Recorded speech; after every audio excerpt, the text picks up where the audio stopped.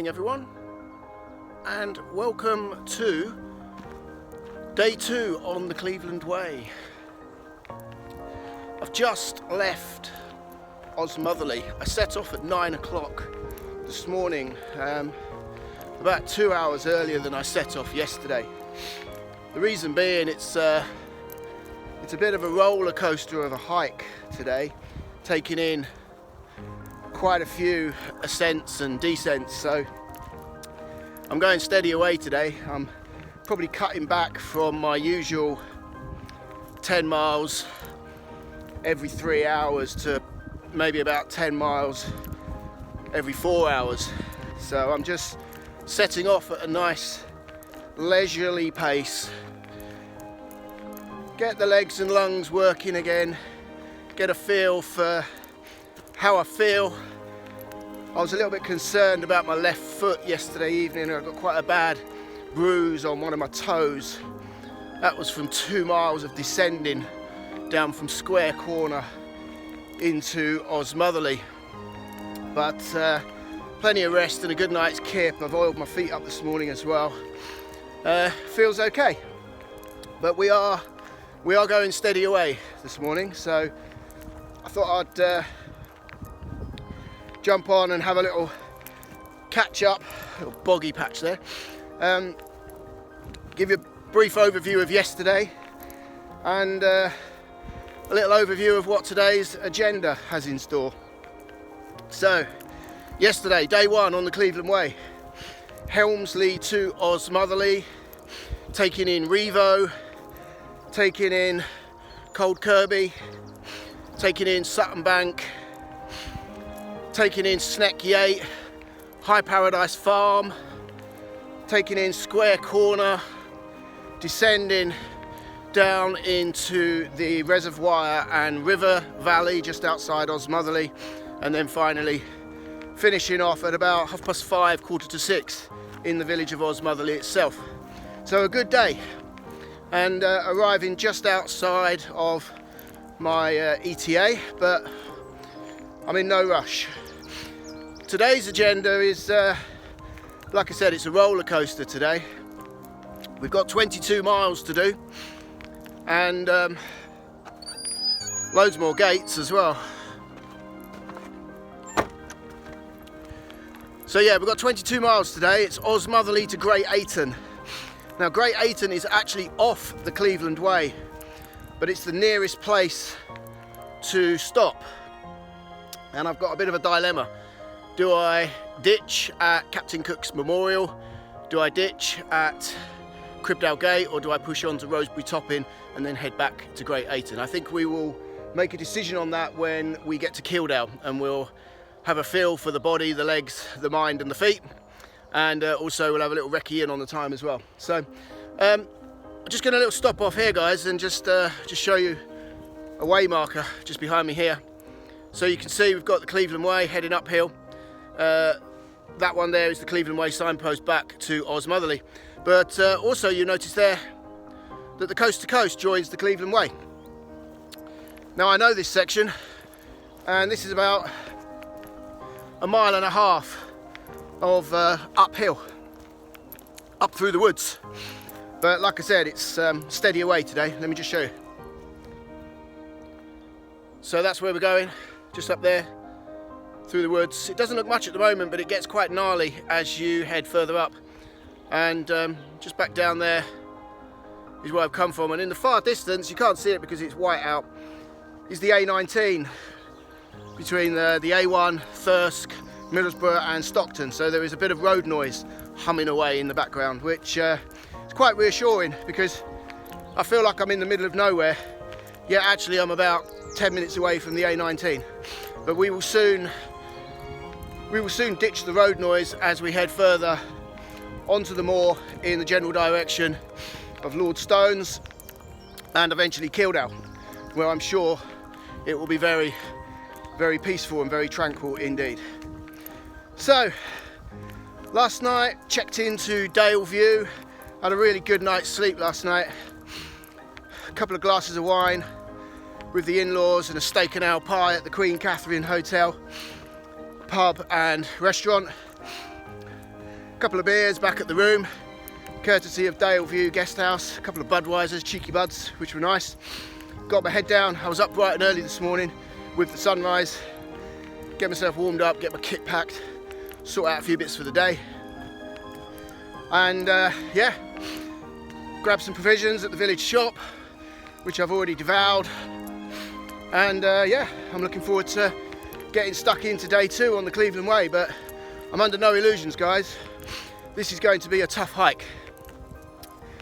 I've walked and even run sections of today's stage, and it's very, very challenging indeed. So it is, as we say in the north of England, a steady away day. No rushing around today, we'll be taking it easy. For the techs who like to know what I'm wearing, for today I'm going with exactly the same as I wore yesterday, which are Salomon XA lights, long distance fast paced trail running shoe, Trespass single skin top, wicking away the sweat. I've got a Trespass t-shirt loosely packed in the top of my rucksack because I'm expecting to probably change into a short sleeve, very, very lightweight t-shirt at some point within the next couple of hours. And yeah, pretty much the same as yesterday. Carry more cargo shorts, commando, yes. Let it go with the flow and go with the breeze. And my 1,000-mile dual skin socks, which is like a running sock, but it's like a silk sock inside a sock. So again, I look more like a trail runner today rather than a solo trail hiker, but it's all about what works on the day, and it's all about what works on the trail. And what I wore yesterday worked on the trail, so I'm hedging my bets that what I'm wearing today, which was what I wore yesterday, is also going to work on the trail. So I'm quite confident I've got the right kit, but I've also got 2 other changes of kit in my backpack for hotter weather and wet and windy weather, so we will see. So I did say that it goes uphill, guys. Let me just show you. That's where we're going. It doesn't look much, but it's a steady old climb, and you can hear from my puffing and panting that I'm already working up a bit of a sweat, and my heart and lungs know that we are solo hiking the Cleveland Way today. So I'm going to sign off and push on and get this little climb out the way. And as always, guys, walk with me, stay safe, and I'll see you at some point along the Cleveland Way as I head in the general direction of Great Ayton. Bye!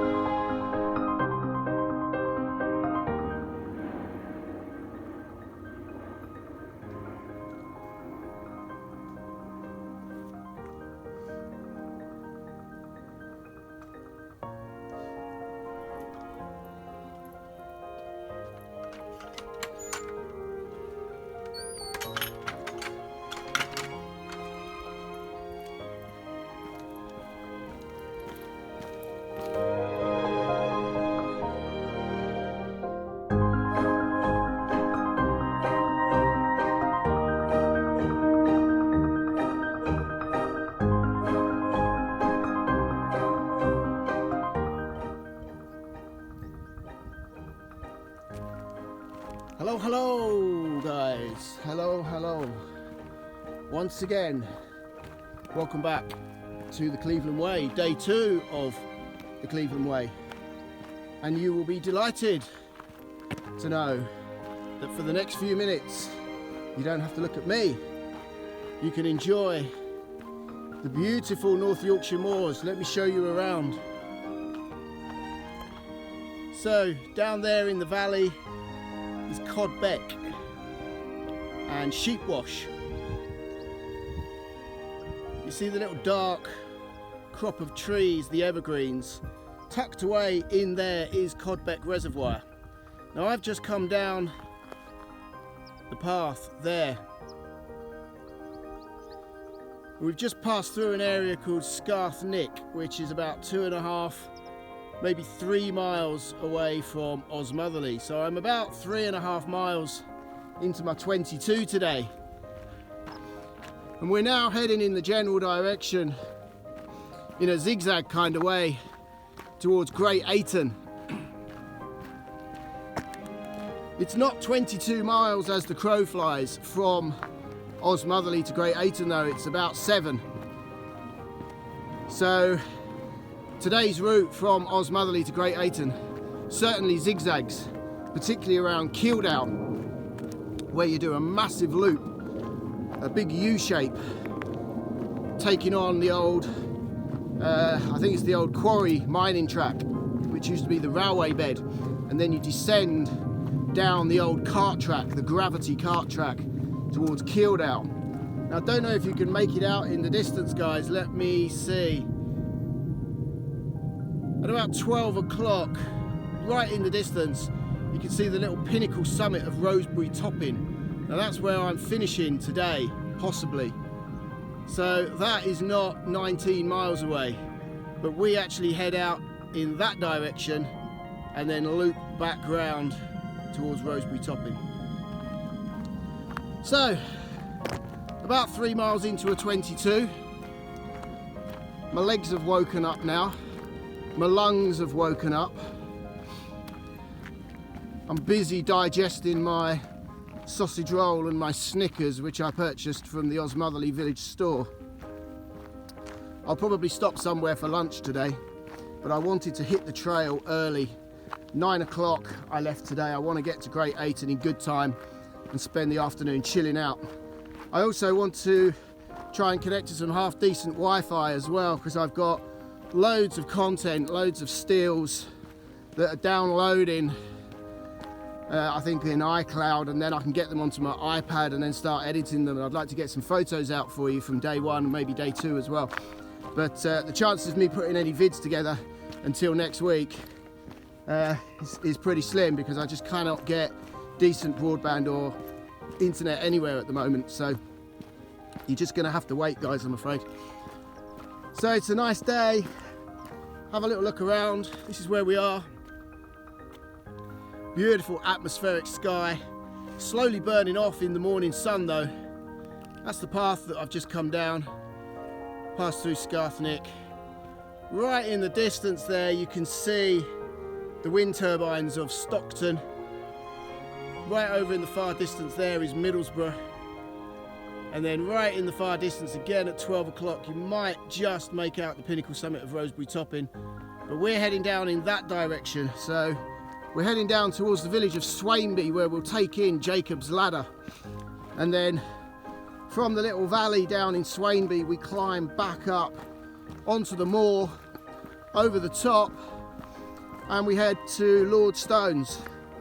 And from Lord Stones, we take on what many hikers around here will call the Three Sisters, which is 3 ascents and descents, before we then climb back up onto the moor and circumnavigate the big U-shaped loop towards Kildale.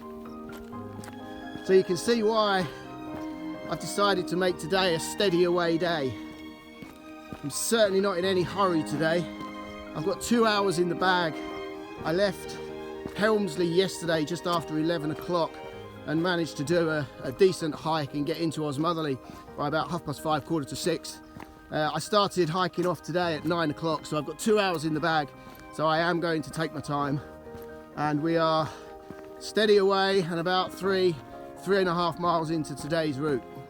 We've got a little descent up here in a short while, and again I'll be taking that nice and easy because I really do not want to start bruising my toes before I've even hit the 5 mile mark. There is a solo hiker ahead of me though. He has one hell of a backpack on, so I'm guessing he is probably going the distance. He might even be wild camping as well, for you wild camping fanatics. I'm going to put my hands up though, guys, and say that I'm not a massive fan of wild camping. Shoot me down, as is your want. But after a 22-mile hike, I do like a few creature comforts. So before I sign off, guys, and carry on with the mileage, let me just show you around one more time. It's far more interesting, far more pretty, and far more beautiful than my ugly mug. Have a little look. 360 degrees, my friends, around the North Yorkshire moors in the general direction of Stockton and Middlesbrough. The A19 is just down there as well. Rosebery Topping just up there, you can just see the pinnacle summit of Rosebery Topping. But that high peak there, also at 12 o'clock, that's where we're going within the next hour or so. And if you carry on right over there and keep going in a straight line, you'll end up on the east coast. But that's not where we're going today. We head for the east coast tomorrow. So I'll see you in a little while, guys. Mind how you go and stay safe and enjoy your Tuesday. And whatever you do, whatever you have to do, please try and make sure you make your day the very best day you possibly can make it. Take care.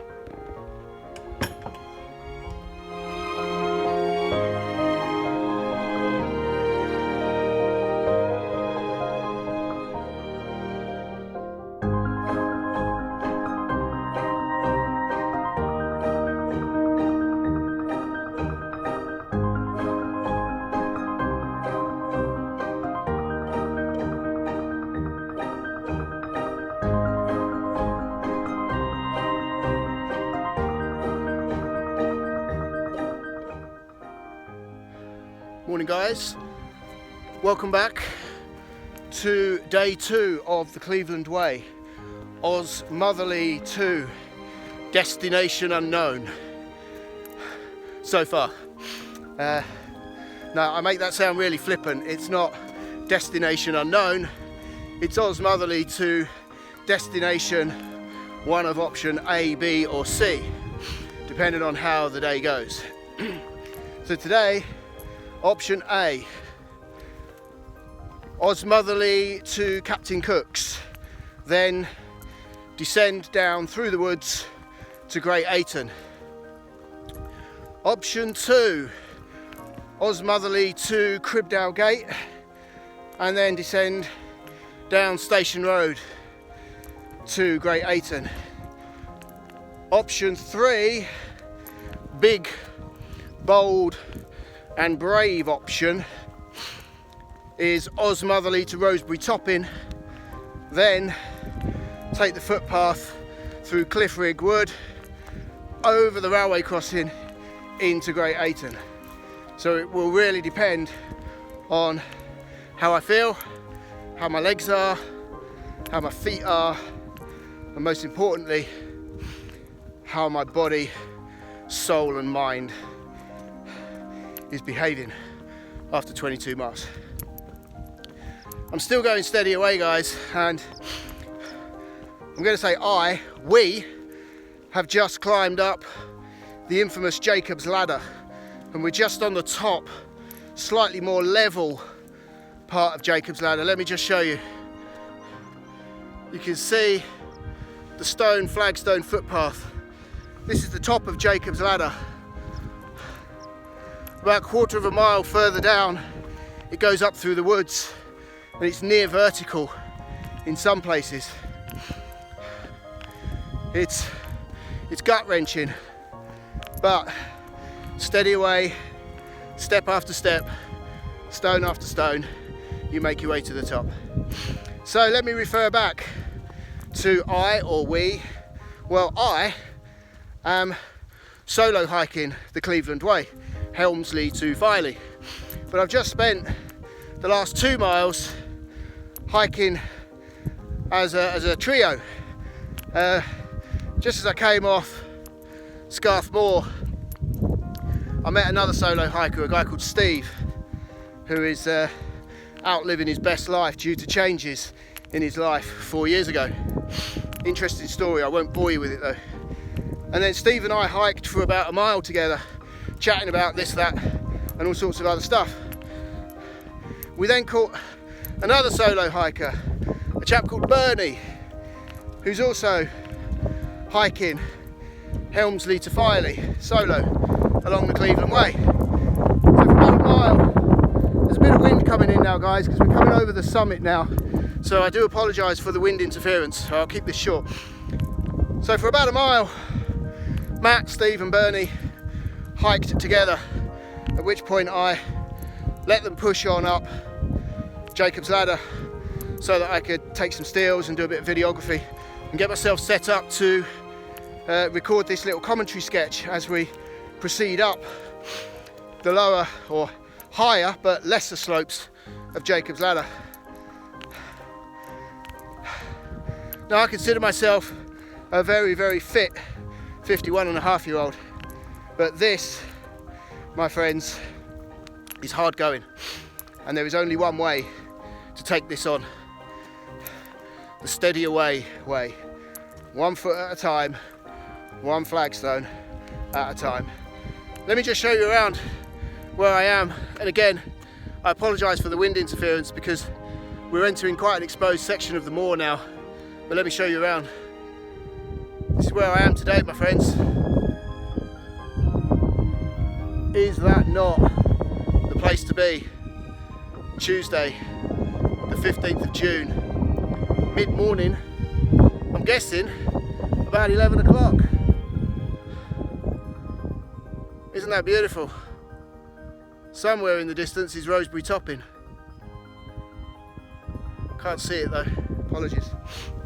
So, I'm going to push on now, guys, because as we reach the top of Jacob's Ladder, we will hit the most exposed part of the moor this morning, and there is a gentle breeze blowing in. In fact, it's blowing in from the southeast today, so we've got a nice warm breeze to wick away the sweat and keep us cool. And I'm sure in about 5 minutes I will catch up with Steve and Bernie and we will probably walk again. It's amazing, isn't it, when you take yourself out on your own, sometimes to be on your own, you meet people who are also doing the same. It does make you wonder, doesn't it, how important it is to take yourself away and be on your own. Occasionally, not all the time, because that's a bit weird. But sometimes I feel it's very important to take yourself away and be on your own for a little while without people challenging your thoughts or ideas, so that you can actually challenge your own thoughts and ideas and play devil's advocate on your own plans and your schemes and your dreams. I'm a firm believer of time out on your own. It helps you align the spirits and your senses and your emotions. In Yorkshire, we call it getting our ducks in a row. So anyway, guys, on the subject of ducks in a row, or more appropriately up here, pheasants and grouse in a row, I'm going to sign off and just leave you with a little backdrop. How'd you like those apples, my friends? Is that not beautiful? Look at that. The beautiful North Yorkshire moors in all their beautiful, rugged and barren glory. So I'm going to push on and catch up with Steve and Bernie, and I'm sure we will walk again as a trio as we head towards Lordstones, where we will probably arrive in about an hour. So I'll probably catch up with you when we arrive at Lordstones. Take care, my friends. Have a great morning, yeah?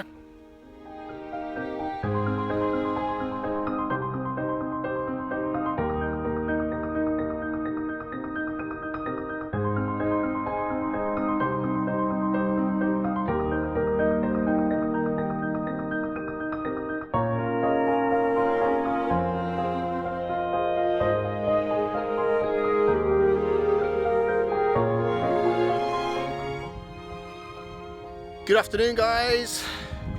Look at that. What a way to greet you all. Welcome back, day 2 on the Cleveland Way. Osmotherley to Great Ayton today, my friends. And I've just had a little half-hour break at Lordstones. So for the statisticians, that is 7.6 miles away from Osmotherley. We're on a 24 today. It's 22 miles from Osmotherley to Kildale, which is where my hiking friends from earlier, Steve and Bernie, are staying. But I'm actually staying in Great Ayton, which is 2 miles down off the Cleveland Way from Kildale and Cribdale Gate. So I'm on a 24 today and I'm 7.6 miles in. It was really nice walking with a couple of guys, very like-minded. I sometimes, by my own admittance, struggle to make conversation. And I'll be brutally honest, my friends, and make no apologies. I don't suffer fools and I struggle with stupid people. But these two guys had clearly got their heads screwed on and were clearly on the same wavelength as me, or I. Anyway, Steve is back at Lordstones. He stopped for a bit of a break just above Carlton. Bernie, he headed off about 15 minutes ahead of me to get going. I just caught up on a few bits and bobs and I wanted to air my feet, particularly my right foot. I've got a little hot spot coming on just on the inside of my big toe where it rubs against the next toe. So I wanted to air off and air my socks off and just readjust, as well as get some water down and a little bit of protein and some carbs. But anyway, let me just show you where I am. So you can just see up there, that's where we've come down. You can't see Lordstones because it's hidden. Behind me there is the beautiful North Yorkshire moors. Keep heading in that direction behind me and you'll end up on the east coast. But that is where we're going. We're going up there. You can see the flagstone path heading up there. So this is the start of what many local walkers or hikers or ramblers, even runners, crazy people, call the Three Sisters. It's a series of 3 ascents and descents. And not to put too fine a point on it, it's hard going. It's hard going up because it's steep, and it's hard going down because it knackers your toes. It's a bit brutal really, a bit painful and a bit sinister. Off the back of that description, you can start to build up a mental picture of perhaps what these 3 sisters might be like. You wouldn't want to date the bad one, would you? Let's put it that way. But anyway, we're back on the trail. We're refreshed. I've had a little change of kit as well. It was quite cool this morning when I left Osmotherley. But the morning sun and the mid-morning sun has burnt off the cloud and you can just see beautiful blue sky. Beautiful. So I've changed to a lightweight t-shirt and there was quite a lot of sweat and perspiration, salty water pouring off my forehead as we approach Lordstones. So I've unpacked and unclipped a microlight towel, which, there you go, self-explanatory. Save using your hands and then wiping your hands on your shorts, and then your shorts, when the salt dries, just ends up looking like you've been working in a bakery. So yeah, so I've changed top. This is also Trespass short sleeve, and I've clipped on a microfiber towel as well, just to wick away any perspiration as it pours off my forehead. So let me just show you around one more time before I start heading on up Sounds a bit crude, doesn't it? Before I start heading on up the first sister, that's where we're going. Up the flagstone path, up over the top and down, and then repeat again. So I'll see you all in a little while, guys, and I hope you're all staying safe and well, whatever it is you're doing, and I genuinely hope that life is treating you kind. So I will see you all further along the Cleveland Trail as we head in the general direction of Kildale and Great Ayton. Mind how you go.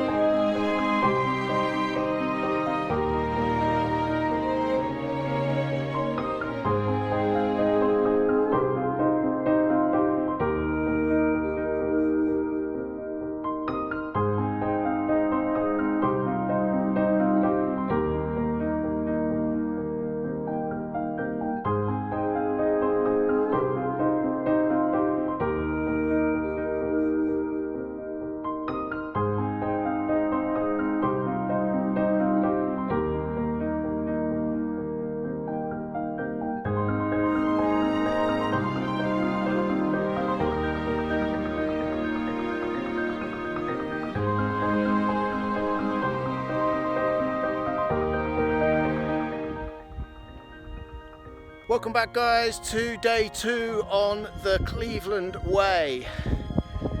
It's a little bit windy down here in the valley, so once again I apologise for the wind interference if there is any. Let me just show you around. This is where I am around lunchtime on Tuesday, the 15th of June. Now you can see just up there, that's the peak of the second sister.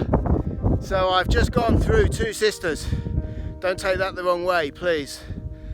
That means I've done the ascent and the descent, and the ascent and the descent of 2 of the 3 sisters before we get up onto Bowith Moor. Now behind me, just up there, that is the big bad ugly third sister, and that's where I've got to go. So I'm going to keep this short and sweet because I want to conserve my energy, and I don't think I'm going to be able to talk too much while I'm climbing up the big bad ugly third sister. If sister 1 and sister 2 were anything to go by, this one, which is known as the Wayne Stones, is going to be a challenge. Not as long, but short, and then a scramble up over the rocks. There's not much of a pathway when you get to the top. So I will touch base with you all when I've been through all 3 sisters. But before I sign off, let me just give you 360 degrees pano at the North Yorkshire Moors, my friends, as I take on the 3 sisters on my way to Kildale and eventually Great Ayton. I will see you all, hopefully, victorious and triumphant once I have conquered the 3 sisters. Catch you laters. Bye.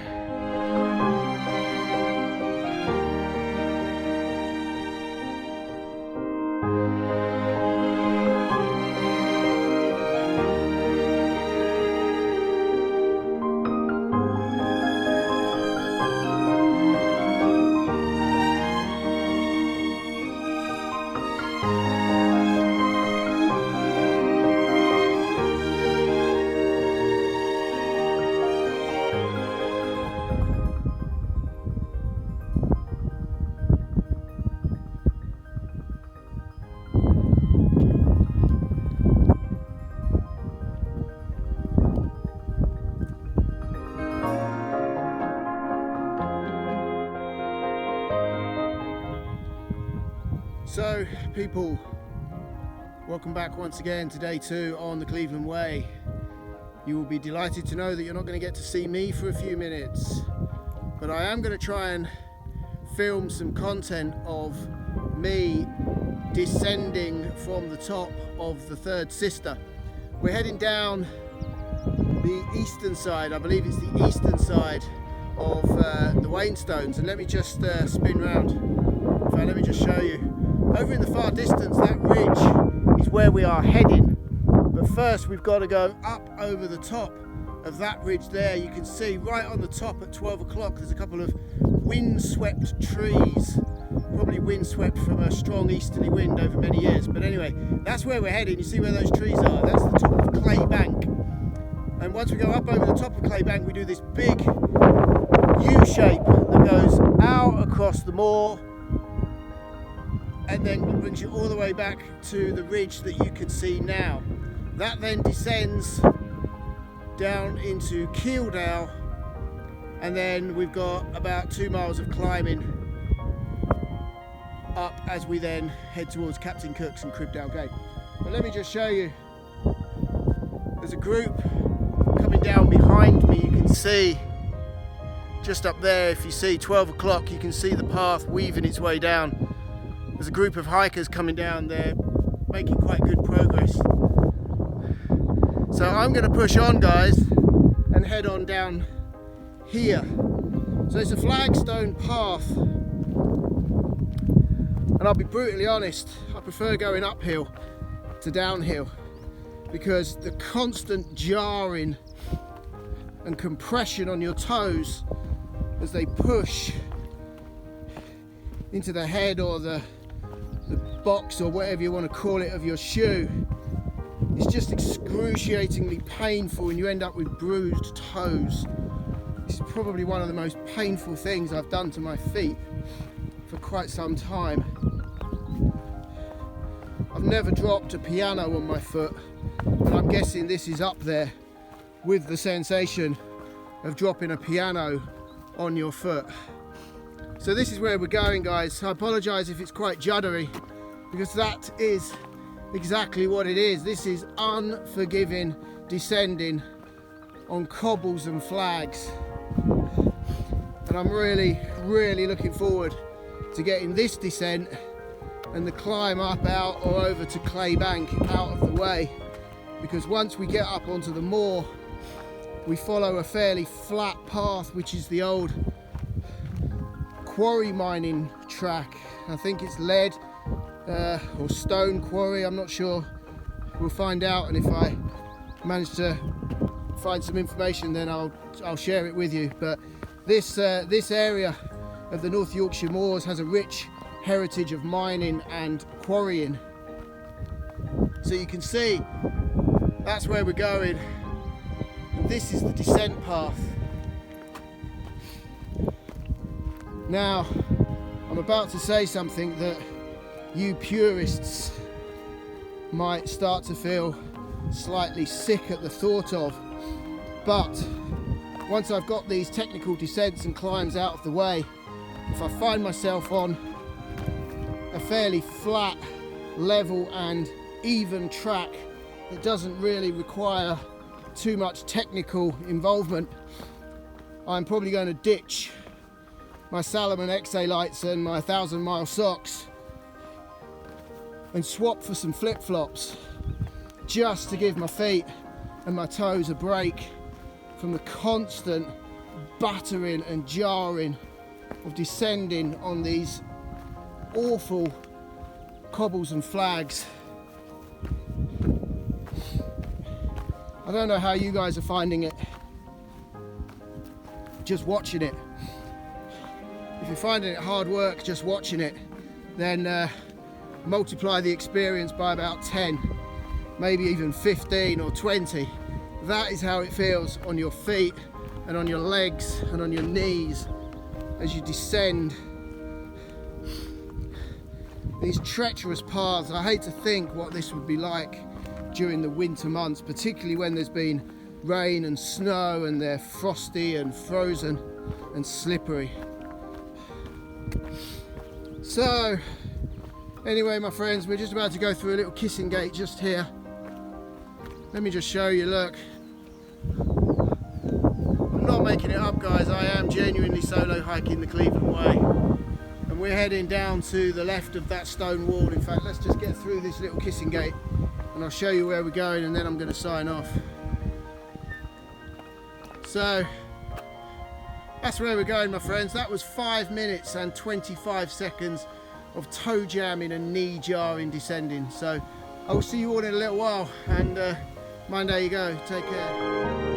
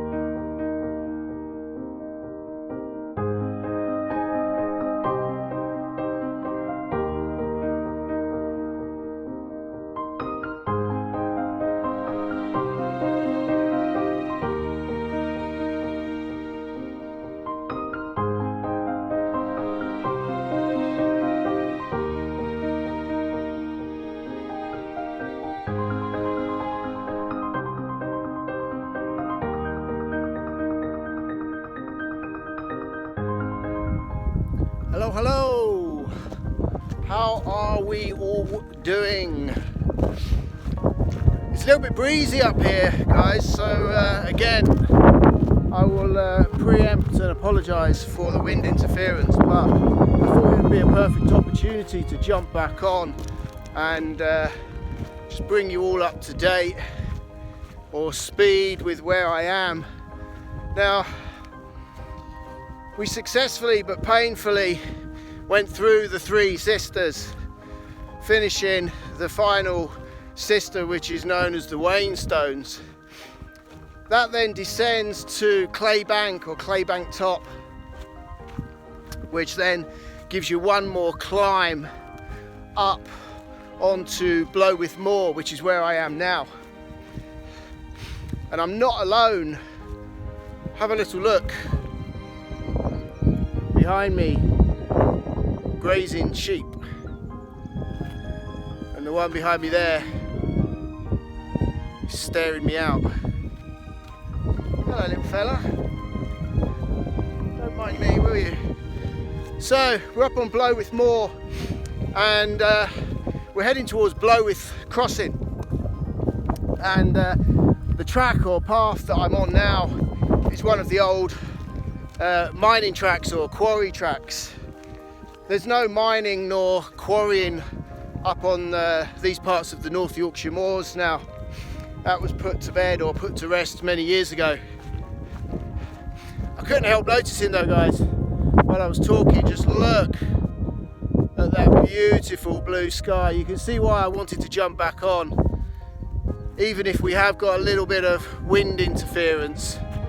But I'm not going to moan too much about the wind, because it's a warm southeasterly breeze that seems to be blowing off the North Sea, and I haven't really checked what the temperature is up here, but that southeasterly breeze is just keeping me nice and cool. I'm not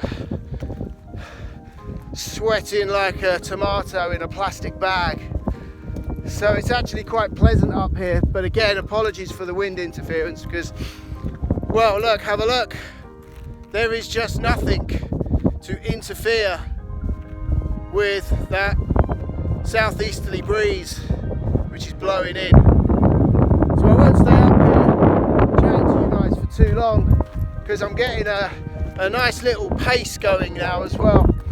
After the ups and downs of the three sisters and then the final climb or ascent up Claybank Top, I'm on a nice flat track and I can get some mileage in, because I'm aware that I've still got a long way to go on today's stage, which, if you have just joined me, is Osmotherley to Great Ayton.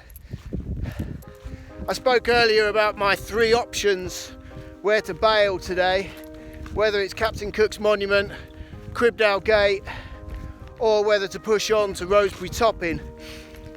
And the way I'm going, and the way I feel good. My legs feel good, my lungs feel good. My feet are a little bit sore from the descending today, the toe jam in descending. So I'm probably going to push through Kildale and get to Cribdale Gate and then drop down the old station road into Great Ayton, which is where I'm staying tonight. It will mean a 2-hour hike up the road in the morning to get back on to the Cleveland Way, but I think it's worth it.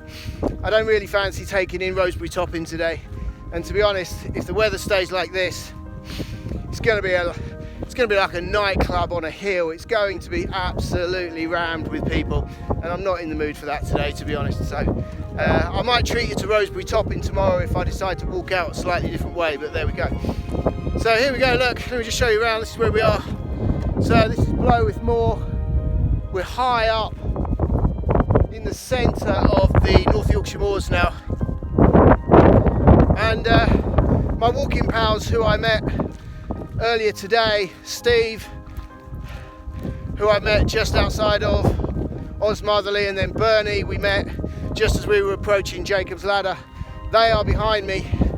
Not intentionally, we haven't turned this into a middle-age crisis old man's hiking race. It is just quite simple that Steve wanted to have a good rest at Lordstones. Bernie stopped for some lunch at the Wainstones, his packed lunch, and I wanted to push on. But I might have a bit of a 10-15 minute rest myself and allow them to catch up. I think Bernie is behind me. I can see a solo hiker in the distance behind me, and I think that may well be him. I'm not quite sure how old he is. I think he's a little bit older than me, maybe mid to late 50s. He might even be early 60s, but this guy called Bernie is solo hiking, and he has guts and determination. He's a steady away hiker.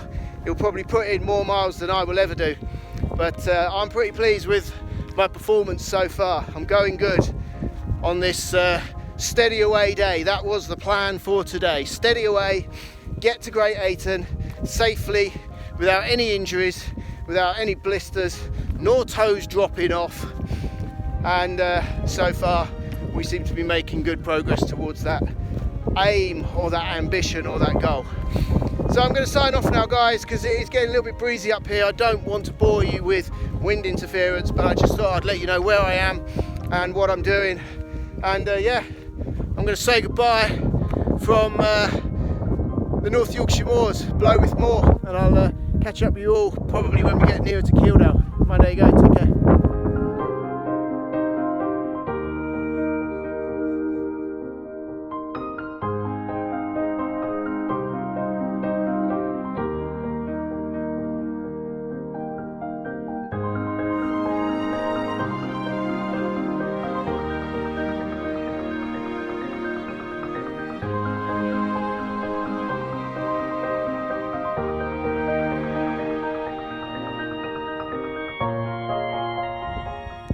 Okay guys, it's time for the big reveal, the honesty reveal, and I'm now going to let you know just what I've done. Are you ready? See those? They are off for now. After going through the Three Sisters, three climbs, 3 descents, then the climb up Claybank, numerous ups and downs. I said that this day was going to be a roller coaster, so I'm not going to lie, my shoes are off, my socks are off, and I've chosen this opportunity now because we're on a nice wide even track. It's slightly littered with debris and small boulders and stones, but it's actually quite sandy. It's not really much different to walking on a track to get to your favourite beach in the Greek islands. So yeah, being totally honest with you guys, I don't care what you think or what you say, but I favour the condition of my toes, and if I kept my shoes on any longer I would just end up mashing my toes to pieces. and probably also ripping open a couple of hard-earned calluses on my heel as well.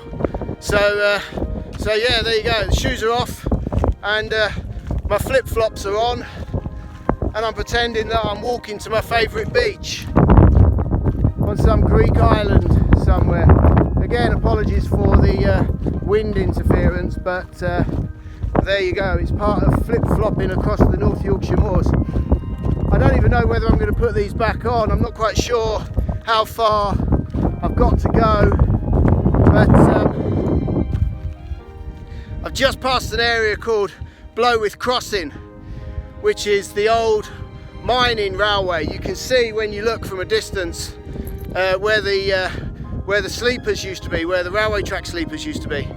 It's quite eerie in a way to think back in the 1800s when this was predominantly mined and quarried.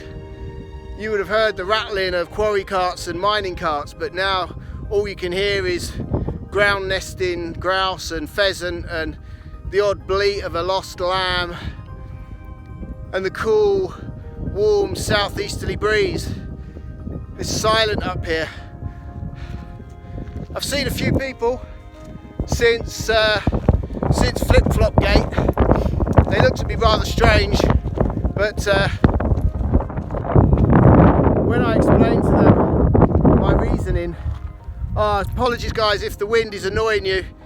I've chosen a really crazy opportunity to jump back on, haven't I? But I explained to them that the Romans conquered Europe in sandals, so surely I can conquer the Cleveland Way in flip-flops.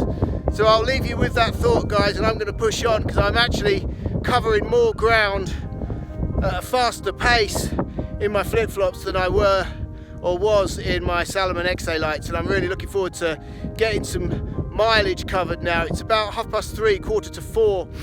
I haven't really got any idea of my ETA either, so I'm going to push on, guys. I'll probably catch up with you when I arrive in Kildale, so take care.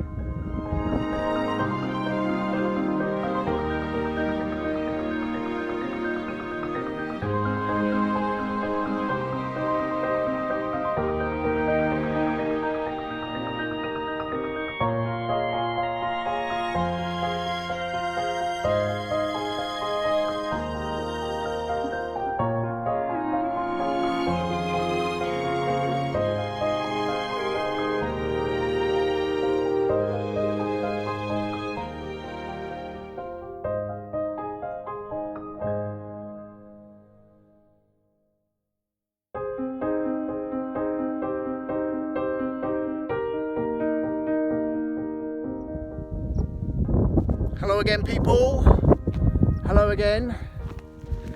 And once again, welcome back to day 2 of the Cleveland Way. Oz Motherly to Great Ayton. And you'll be pleased to know that I am still flip-flopping my way across the North Yorkshire moors. And I know the purists will probably now be shaking their heads and going, what is this guy thinking of? But trust me, guys, I've done enough walks and hikes to know the importance of carrying a pair of flip-flops either in your day pack or in your long distance hiking pack. They will save your feet. And at this late stage in the day, I'm guessing I'm 17, possibly 18 miles into a 22 today. And it's fair to say that I have been and will be covering the last 5 or 6 miles in my flip-flops, and I don't care because my feet are already recovering, my toes are already stretching out and repairing. The swelling that I had going on because of the constant battering of my toes and the mashing of my toes in my shoes, the swelling is already going down, and I'm actually covering more ground and at a faster pace in my flip-flops. But obviously you can only do that if the trail allows you to do so. And I've said it once before, but I will compare this trail to walking to your favourite Greek island beach somewhere. It is just dusty, sandy, few loose stones and small boulders and bits of rubble. So you just need to be careful where you put your feet. Don't go kicking your way through everything because you'll break your toes. But anyway, it's just gone 4:30, guys, and I knew this day was going to be a long day, and I'm still confident of arriving safely in Great Ayton by about 5:30, maybe 5:45. Maybe I'm being over ambitious, let's say 6 o'clock. So I think I've got about an hour and a half to go. I'm sure very soon, once we get to the end of this dirt track, we will start the descent down into Kildale. And from there I've got two options. I can take the low country lane, the direct quick route back to Kildale, which I think is 2 miles, or I can push on up to Captain Cook's. And if I'm going to go to Captain Cook's, then I may as well drop down to Cribdale Gate and then head on downhill for about 1.5 miles, past the old station cottages, past Little Ayton Station, and onto Station Road, and then into Great Ayton that way. So just in the distance I can see Rosebery Topping. I can also see Captain Cook's Monument as well. Let me just show you where I am. You might get a little bit of wind interference, guys, because it is still quite breezy. There you go, you've probably got the wind blowing in your ears now, but this is where I am on this mighty fine Tuesday afternoon at just after 4:30. So we're not a million miles from Kildale, and I'm just really pleased that I had my flip-flops, and I'm pleased that I made that decision to get out of my shoes, get into my flip-flops and start the healing process ready for tomorrow. Because there is absolutely no way, guys, that I am going to bail out, because tomorrow, my friends, we leave Great Ayton, we return one way or another back to the Cleveland Way, and we head off in the general direction of Gisborough, through Gisborough Woods, through Skelton, towards Saltburn, and then we start trekking along the rugged but beautiful northeast coast of England. And tomorrow I will arrive safely in the harbour village of Staithes, where I am staying tomorrow night. So there is absolutely no way I'm going to be an absolute plonker today, push on through in my shoes, bust my feet up, mash my toes to pieces, rip open my calluses, and I have to bail out tomorrow, because once I get to the east coast I will be able to smell Filey, even though tomorrow will be day 3 and after tomorrow I've still got 2 more days. But I am so looking forward to taking on the Cleveland Way along the beautiful northeast coast of England. So flip-flops all the way, my friends, and I will catch up with you all in a short while. But in the meantime, it's about 4:30, possibly 4:45 now.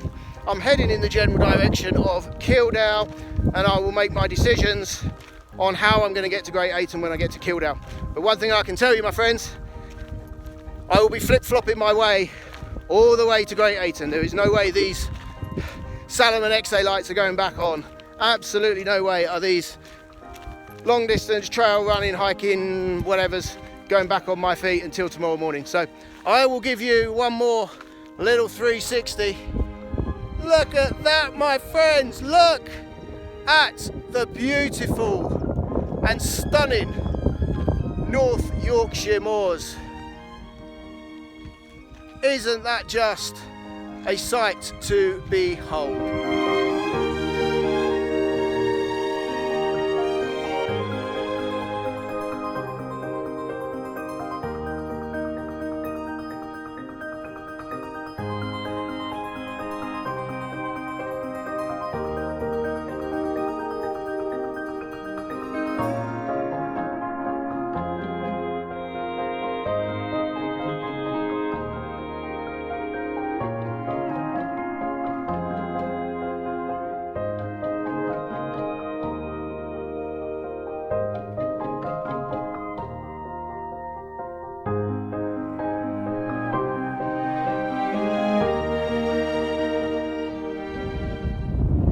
I have just 2 words for you guys.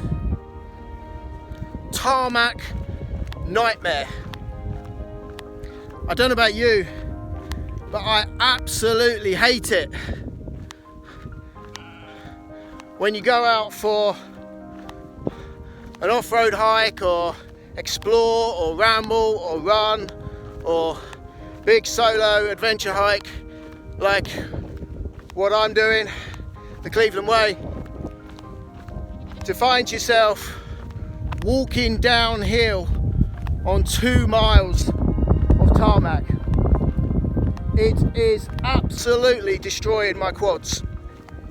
And I'll be honest with you guys, I would rather be walking uphill.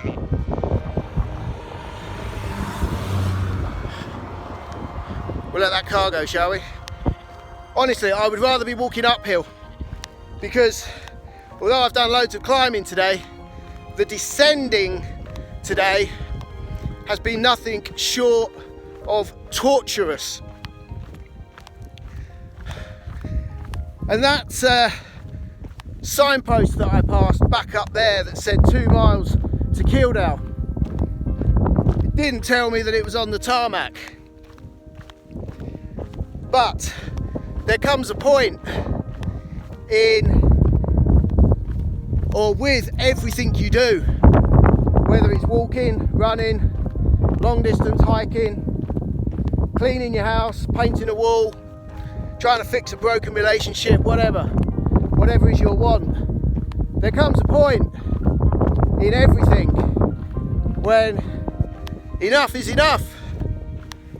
And your body has this very, very clever way of subconsciously saying, there's another car, you see what I mean? You can see why. No, it's not a car. It's one of them electric mountain bikes. It sounded like a car coming down there. Anyway, your body has a very clever and subconscious way of telling you that enough is enough. So that signpost back up there has made me make a decision that when I arrive in Kildale, hopefully in about 10 minutes, after 2 miles of tarmac descending, I'm going to find the quickest route to Great Ayton, and I believe that is going to be 2 miles along the country lane on tarmac, because my body has just gone, you know what, Wellesley, enough. I knew today was going to be a tough day, but I've been going good so far. Even in my flip-flops, guys, I'm still wearing them. I'm flip-flopping my way along the Cleveland Way. The thought of putting my shoes back on now, absolutely horrendous. There's no way are they going back on. But I am starting to feel a little bit fatigued. I'm starting to get a little bit hungry. I'm out of food now as well. I've still got about half a litre of water, which when I get to Kildale, I'm going to neck that down me just to make sure that I stay hydrated. And I'm going to rest up just for maybe 5 or 10 minutes. I've got a slight shin splint coming on as well on my left, and that's probably from all the descending today. Going uphill is relatively low impact. Let me just get across this cattle grid, guys. Last thing I want to be doing is breaking an ankle right now. Okay, and here's the proof, guys. Look, there they are. There's my Salomons, there's my XA lights. I've been carrying them now for about 5 miles, but I'd much rather be carrying them than wearing them. So I think this lane that we're on, let me just show you. That's where we've come down, guys, just up there, all the way down on tarmac. And then the lane is just behind me there. This is going to take us to the village of Kildale. And from there, I'm going to have a little rest up, have a little stretch and get some fluid in. And I'm not going to lie, if there's a bus or even a taxi, I might even jump on board, because my legs are starting to tire now. And yeah, my body has said enough, time to stop. And to keep on going now would just be foolish, wouldn't it, really? Why destroy myself and create irreparable damage which is going to take longer than a good night's sleep to repair? My feet are repairing already. They were very, very swollen up until the point I took my shoes off. So my feet are airing nicely and they are already repairing ahead of the game. But my legs, my left shin and my quads are starting to deteriorate now. And I'm not surprised, because by the time I get to Kildale, I would have covered 22 miles today on foot. I don't think that's too bad going, is it, after what I did yesterday for a fairly fit and active 51.5-year-old. So I'm going to sign off now, chaps, because I'm getting a little bit grumpy. I'm getting a little bit grumpy because I'm walking on tarmac. I can walk on tarmac anywhere. Tarmac roads, there. Stupid idea. So, without further ado, I'll catch you all in a short while, probably when I arrive in Kildale. There's another car coming again. These are the reasons why I hate tarmac and I hate roads. I know the cars have got to drive somewhere, but this is the Cleveland way. This is for walkers as well. There's not even a secondary path. Some of the tarmac sections, particularly on the South Downs way where I was a few weeks ago, some of the tarmac sections have a secondary path which is fenced off from the main road, from the country lane, which means that the walkers and cyclists and horse riders can proceed safely without having to dodge and duck and dive four-wheel drives or Chelsea tractors as they're known back in London where I used to reside. So I'm starting to get a little bit sarcastic as well, guys, and that usually means that I'm getting grumpy. And so yeah, it's time for me to say goodbye. So I'll catch up with you all soon, and I hope you're all having a terrific Tuesday.